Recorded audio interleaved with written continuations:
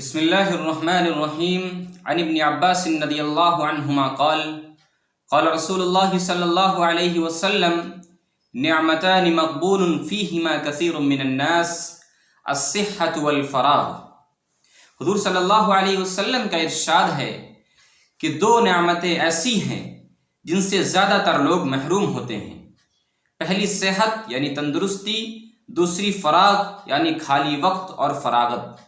جو فراغ نعمت ہے، اس نعمت سے زیادہ تر طالب علم محروم ہوتے ہیں۔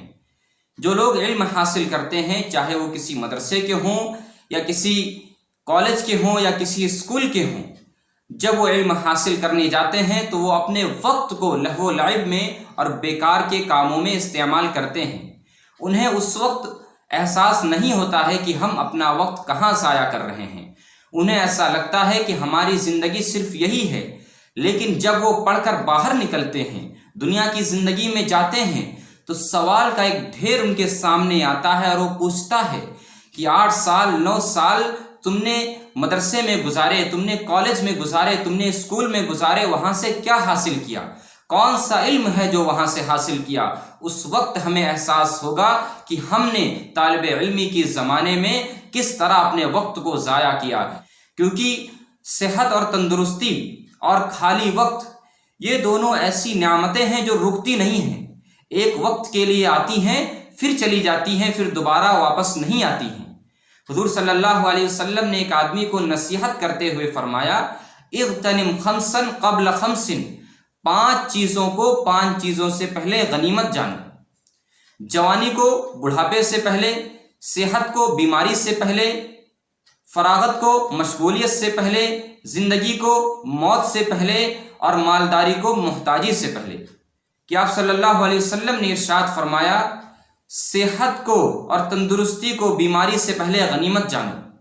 آج صحت و تندرستی ہے، کل ممکن ہے کہ آدمی بیمار ہو جائے، اور ممکن ہے کہ جو مرض لاحق ہو وہ وقتی ہو، یا مرض طول پکڑ لے، یا آدمی دائم المریض ہو جائے، شفا یابی ممکن نہ ہو سکے، یا یہ کہ بیماری اس کو قبر میں پہنچا دے۔ تو اسی لیے جتنی جلدی ہو سکے نیک اعمال کیجیے، کیونکہ صحت اور تندرستی ہمیشہ باقی نہیں رہتی، ہر صحت کے بعد بیماری مقدر ہے۔ اللہ تعالیٰ نے قرآن کریم میں ارشاد فرمایا، اللہ الذی خلقکم من ضعف ثم جعل من بعد ضعف قوة ثم جعل من بعد قوة ضعفا وشیبہ یخلق ما یشاء وهو العلیم القدیر۔ وہ اللہ ہی ہے جس نے تم کو کمزور پیدا کیا، پھر کمزوری کے بعد طاقت دی، پھر اس طاقت کے بعد پھر کمزور کیا اور بوڑھا بنا دیا۔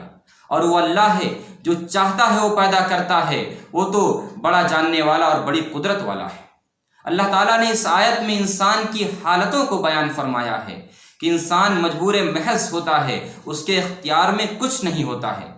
جب بچہ پیدا ہوتا ہے تو اس وقت وہ اتنا کمزور ہوتا ہے کہ کسی جاندار کا بچہ اتنا کمزور نہیں ہوتا، لیکن پھر جوانی کا دور آتا ہے تو مضبوط اور طاقتور ہو جاتا ہے، لیکن پھر کچھ عرصے کے بعد بیماریاں اس کو آ کر گھیر لیتی ہیں اور وہ پھر اسی طرح لاغر اور کمزور ہو جاتا ہے۔ اسی لیے صحت اور تندرستی کو غنیمت جانو، کیونکہ جب صحت چلی جاتی ہے تو سوائے شرمندگی اور ندامت کے کچھ نہیں ملتا، کیونکہ کسی کو نہیں پتا کہ کب بیماری آ کر حملہ کر دے اور وہ بغیر توشے کے سفر آخرت کر جائے۔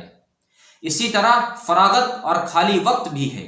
ہم اس کی قدر و قیمت کو نہیں سمجھتے، لیکن جب موت ہمارے سر پر آ کر کھڑی ہو جائے گی تو ہمیں احساس ہوگا کہ ہم نے خالی وقت کس طرح لہو و لعب میں، کس طرح بیکار کے کاموں میں، کس طرح گناہ کے کاموں میں اور بدکاریوں میں گزار دیا۔ اس وقت بندہ اللہ سے کہے گا، اے اللہ مجھے تھوڑی مہلت دے دے کہ میں پھر اپنی چھوڑی ہوئی دنیا میں جا کر نیک عمل کر کے آ جاؤں۔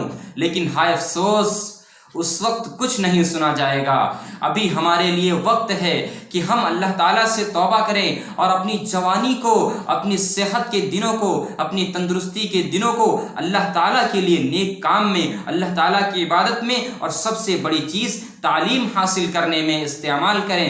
اس سے ہماری دنیا اور آخرت دونوں بن جائے گی۔ وآخر دعوانا الحمد للہ رب العالمین۔